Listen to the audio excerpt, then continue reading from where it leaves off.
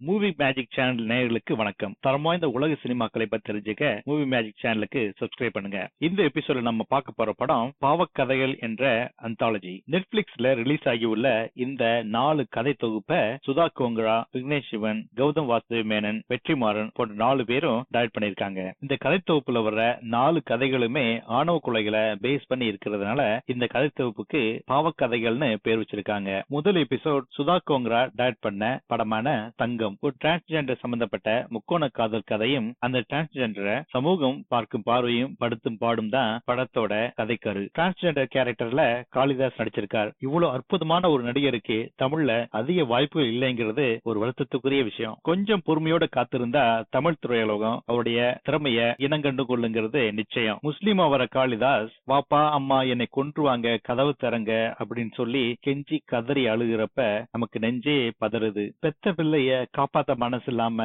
கல் நெஞ்சா இருக்கிற அந்த அம்மா அப்பாவை பார்த்து நமக்கு கடுங்கோபம் வருது. இவ்வளவு கல் நெஞ்சுக்கார அப்பா அம்மாக்கள் இருப்பாங்களான்னு நினைக்கிறப்பவே நமக்கு நெஞ்சம் பதறுது. தன்னுடைய உற்ற சொந்தங்களால் துரோகத்தை சந்திக்கிற அவருடைய முகத்துல தெரிகிற வெறுமையும் விரக்தியையும் எந்த ஒரு கல் நெஞ்சையும் கரைத்து விடும். யோ மயிறு பதில் சொல்லியா அப்படின்னு சாந்தனு தன்னுடைய அம்மா அப்பாவை பார்த்து கேட்கிறப்ப நமக்கு கொஞ்சம் ஆறுதலா இருக்குது. இன்னும் 4 வார்த்தை நாக்க புடுங்கிக்கிற மாதிரி கேட்டிருக்கணும்னு நமக்கு தோணுது. சாந்தனு அவருக்கு கொடுத்திருக்க கேரக்டரை கனகச்சிதமா பண்ணியிருக்கார். கோவை வட்டார பேச்சு வழக்கு, 1980s காட்சி அமைப்புகள், வசனங்கள்னு அசத்தி இருக்கார் சுதா. அடுத்து வர எபிசோட் விக்னேஷ் சிவன் இயக்கத்துல காதல் பண்ணா விட்டுறணும், ஆணவ கொலைகள் பண்ற அப்பா, காதல் திருமணம் பண்ண நினைக்கிற மகள், இதனால ஏற்படும் பிரச்சனைகள் பின்விளைவுகள் தான் படம். ஆதிலட்சுமி ஜோதிலட்சுமின்னு ட்வின்ஸா வர்ற அஞ்சலி இந்த படத்துல அசத்தி இருக்காங்க.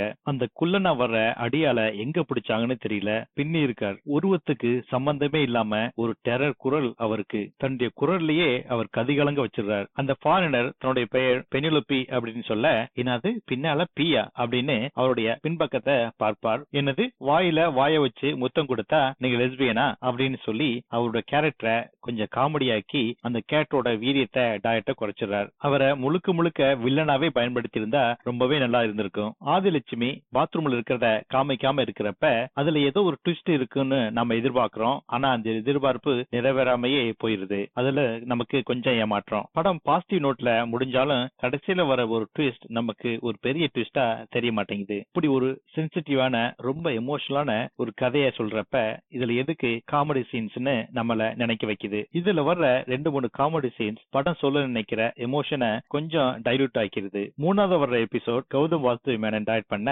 வான்மகள். படத்தோட கதைக்கரு பாலியல் வன்கொடுமை. படத்துல வன்முறை சம்பவங்கள் அதிகம் இல்லாம இருந்தாலும் படம் சொல்ல வர கதை கருவே வன்முறை அதிகம் உள்ளதா இருக்கிறதுனால நம்ம ரொம்பவே நெளிய வச்சிருது. பாக்குறதுக்கே ரொம்ப கஷ்டமா இருக்கு. கௌதம் வாசுதேவ் மேனன் ரொம்ப இயல்பா நடிச்சிருக்கார். அவருடைய பாடி லாங்குவேஜ், பேசுற விதம் எல்லாமே நம்மள இவர் ஒரு போலீஸ்காரா இருப்பாரோன்னு நினைக்க வைக்குது. ஒரு சின்ன பெண்ணுக்கு ஏற்பட்ட பாலியல் பலாத்காரத்தை அம்மாவோட பார்வையில, அண்ணனோட அப்பாவோட பார்வையில காட்டியிருக்கிறது படத்தோட ஸ்பெஷாலிட்டி. படத்தை பாக்குற அம்மாக்கள், அப்பாக்கள், அண்ணன்கள் இந்த படத்தோட ரிலேட் பண்ண முடியும். ஒரு அப்பாவா கௌதம் வாசுதேவன் படுற அவஸ்தைய என்னால உணர முடிஞ்சது. தன்னுடைய செல்ல மகளை தன்னால காப்பாற்ற முடியலங்கிற இயலாமையும் விரக்தியும் குற்ற உணர்ச்சியும் அவரை வருத்துறத எல்லா அப்பாக்களாலையும் உணர முடியும். ஒரு டீனேஜ் பையன் வழியா அந்த வேன்ல அந்த விஷயத்தை செய்ய வச்சது ரொம்ப பொருத்தமா கச்சிதமா இருந்தது. ஒரு பெண்ணுக்கு ஏற்படுற வன்கொடுமை அந்த பெண்ணுடைய குடும்பத்தையே எந்த அளவுக்கு ரொம்ப கொடூரமா பாதிக்குதுங்கிறத காட்டியிருப்பாங்க. நம்ம ரொம்பவே நெல்லிய வைக்கிற கதை கருவை கதைக்காலனா எடுத்திருந்தாலும் இதெல்லாம் சொல்ல வேண்டிய ஒரு கட்டாயத்துல இந்த சமூகம் இருக்குதுங்கிறத நினைக்கிறப்ப நமக்கு ரொம்பவே வருத்தமா இருக்குது. 4வது ஒரு எபிசோட் வெற்றிமாறன் இயக்கத்துல வர்ற ஓர் இரவு. கௌரவம் முக்கியம்னு நினைக்கிற அப்பா ஓடி போய் கல்யாணம் பண்ணிக்கிட்ட மகள் இப்ப கர்ப்பமா இருக்கா. இவங்க 2 பேருக்கும் இடையே உள்ள உறவு பத்தி சொல்ற படம் தான் ஓர் இரவு. அப்பாவா பிரகாஷ் ராஜும் மகளா சாய் பல்லவி நடிச்சிருக்காங்க. 2 பேருமே அவங்களுடைய பாத்திரத்தை உணர்ந்து ரொம்ப அருமையா நடிச்சிருக்காங்க. பிரகாஷ் ராஜ் நல்லவரா கெட்டவரா அப்படிங்கிற ஒரு சின்ன சந்தேகத்தை நமக்கு கிளைமேக்ஸ்ல ஏற்படுத்தியிருப்பார் டைரக்டர். கிளைமேக்ஸ்ல இவ்வளவு வன்முறை தேவையான்னு நம்மள கேட்க வைக்குது. பிரிக்க முடியாதது வெற்றிமாறனும் வன்முறையும் அப்படின்னு சொல்ற அளவுக்கு அவர் படங்கள்ல வன்முறை இல்லாம இருக்கிறது இல்ல. இந்த படம் ரொம்பவே நெகட்டிவ் நோட்ல முடிஞ்சது நம்ம மனசை ரொம்பவே கஷ்டப்படுத்துது. அதுலயும் என் கிரெடிட்ல வர்ற டீடைல்ஸ் கொஞ்சம் டூ மச். இந்த அந்தாலஜில வர்ற 4 படமுமே ரொம்ப சோகமா எமோஷனல் டிராமாவா இருக்கிறது நம்மள கலங்க வைக்குது. ஓடிடி பிளாட்ஃபார்ம்ல வர்ற எல்லா அந்தாலஜியும் இதே மாதிரி எமோஷனல் எமோஷனல் அழுகாட்சி டிராமாவா இருக்கும்னு நம்மள நினைக்க வச்சிருவாங்க போல.